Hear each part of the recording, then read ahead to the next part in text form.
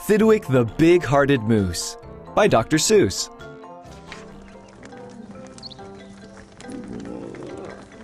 Up at Lake Winnebago, the far northern shore, lives a huge herd of moose, about 60 or more.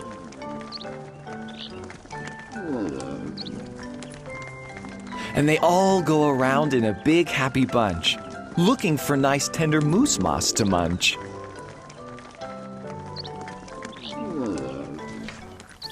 Up at Lake Winnebago one day they were lunching, just strolling along and enjoying their munching, for the moose moss that day was especially fine. When it happened that Thidwick, the last moose in line, saw a binglebug sitting. The bug called out, "Hey, it's such a long road, and it's such a hot day. Would you mind if I rode on your horns for a way?"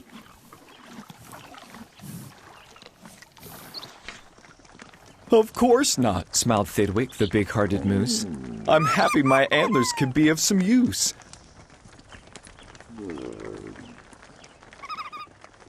"There's room there to spare, and I'm happy to share. Be my guest, and I hope that you're comfortable there."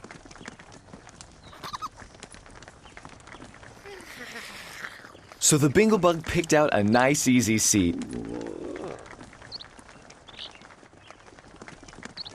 And the moose went on looking for moose moss to eat.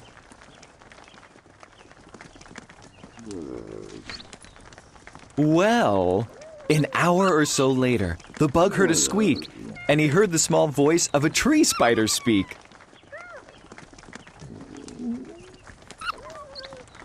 "I say," said the spider, "you've got a fine place. That moose seems quite friendly, has such a nice face. If I got on too, do you think you would mind?"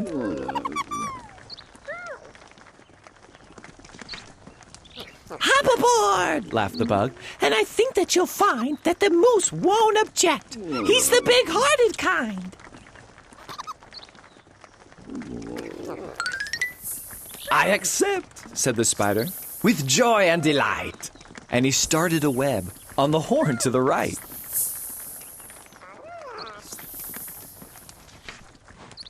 While the spider was spinning, he heard a gay song, and a fresh little zinazoo bird came along.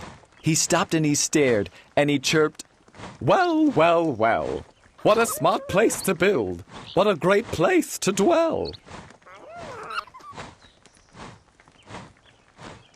I've been living on trees ever since I was born, but here's something new.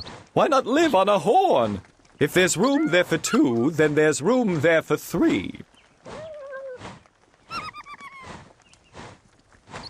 "There's plenty of room," laughed the bug, "and it's free."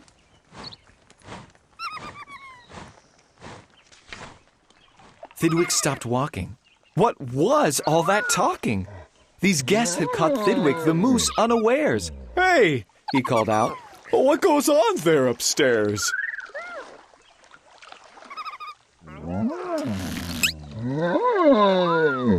"Just building a nest, sir," the zinazoo said, and began yanking hairs out of poor Thidwick's head. And he plucked out exactly 204. "Don't worry," he laughed. "You could always grow more."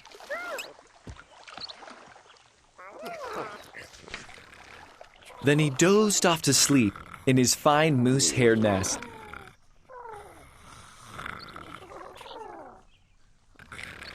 "This bird," murmured Thidwick, "is sort of a pest. But I'm a good sport, so I'll just let him rest. For a host, above all, must be nice to his guest."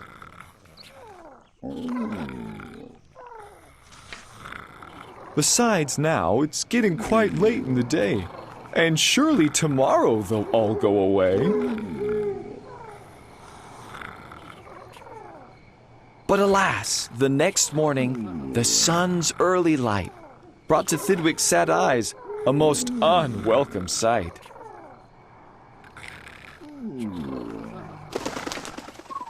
"Meet my wife," said the bird. "I was married last night."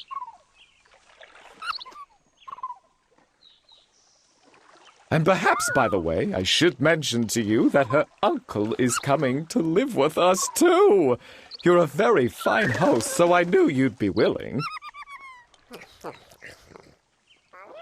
Then the uncle, a woodpecker, started in drilling.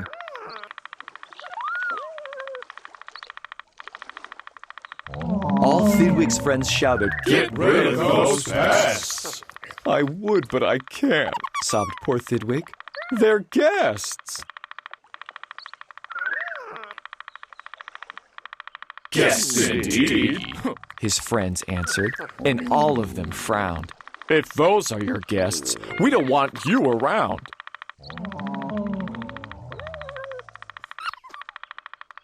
"You can't stay with us, 'cause you're just not our sort." And they all turned their backs and walked off with a snort.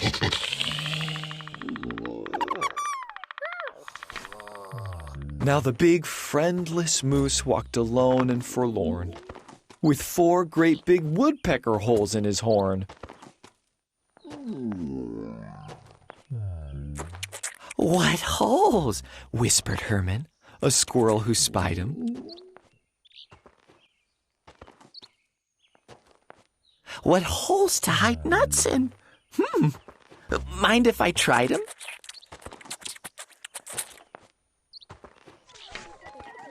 "They're yours!" called the woodpecker. "Get right inside 'em. This big-hearted moose runs a public hotel. Bring your nuts, bring your wife, bring your children as well." So the whole squirrel family all jumped on pell-mell.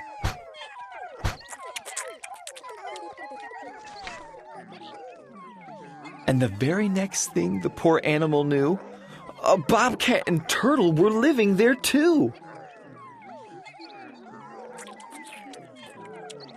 Now what was the big-hearted moose going to do?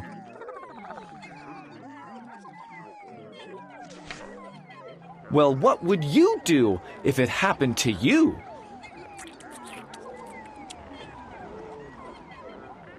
You couldn't say scat, 'cause that wouldn't be right. You couldn't shout scram, 'cause that isn't polite. A host has to put up with all kinds of pests. For a host, above all, must be nice to his guests. So you'd try hard to smile, and you'd try to look sweet, and you'd go right on looking for moose moss to eat.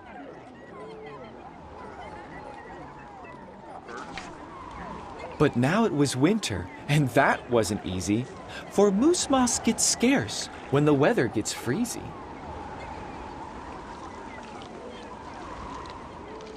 The food was soon gone on the cold northern shore of Lake Winnebago. There just was no more.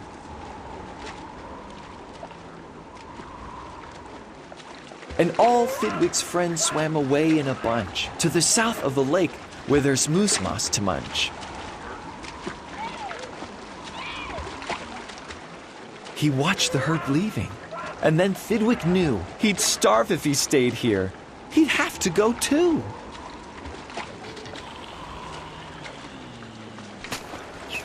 He stepped in the water, then, oh, what a fuss! Stop! Screamed his guests. You can't do this to us. These horns are our home, and you've no right to take our home to the far distant side of the lake.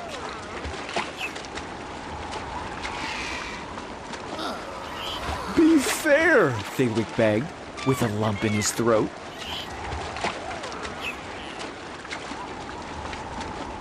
We're fair, Said the bug. We'll decide this by vote.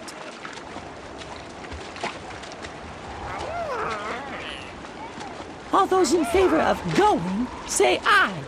All those in favor of staying, say nay. Aye, shouted Thidwick, but when he was done,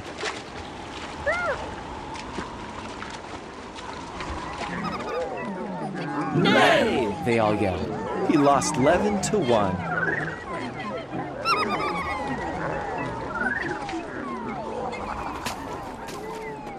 We win! Screamed the guests, by a very large score. And poor starving Thidwick climbed back on the shore. Then do you know what those pests did? They asked in some more.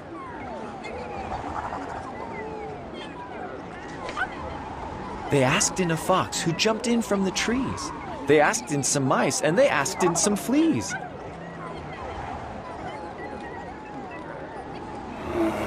They asked a big baron, and then, if you please, came a swarm of 362 bees. Poor Thidwick sank down with a groan to his knees. And then came something that made his heart freeze.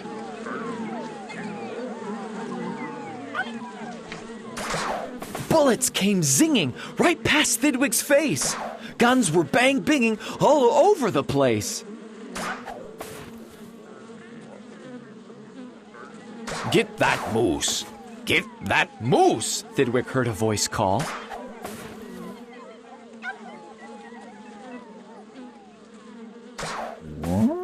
Fire again and again and shoot straight, one and all. We must get his head for the Harvard Club wall. Be very, very valuable. Yeah. Thidwick took to his heels with that load on his head. With 500 pounds on his horns, the moose fled. He could have run faster without all those pests, but a host above all must be nice to his guests. Up canyon, off cliff, over wild rocky trail, with bullets bouncing around him like hail. Up gully, through gulch, and down slippery sluice, with his hard-hearted guests race the soft-hearted moose.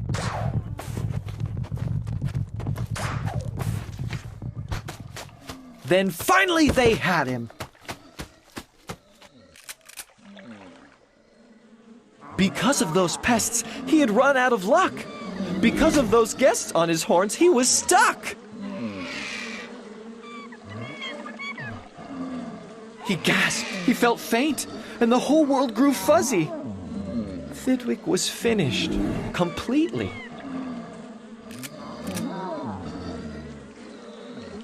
Or was he?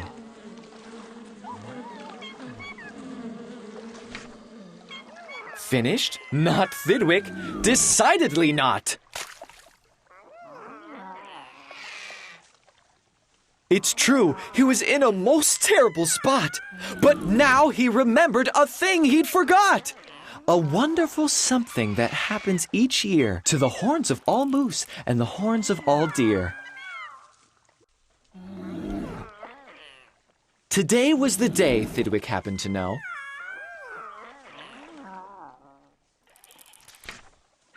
That old horns come off so that new ones can grow. And he called to the pests on his horns as he threw them. You wanted my horns. Now you're quite welcome to them. Keep them. They're yours. As for me, I shall take myself to the far distant side of the lake.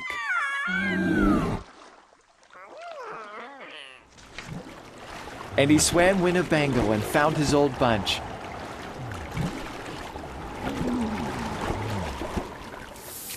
And arrived just in time for a wonderful lunch at the south of the lake, where there's moose moss to munch.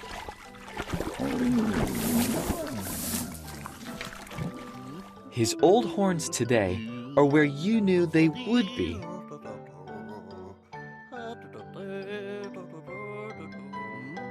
His guests are still on them, all stuffed as they should be.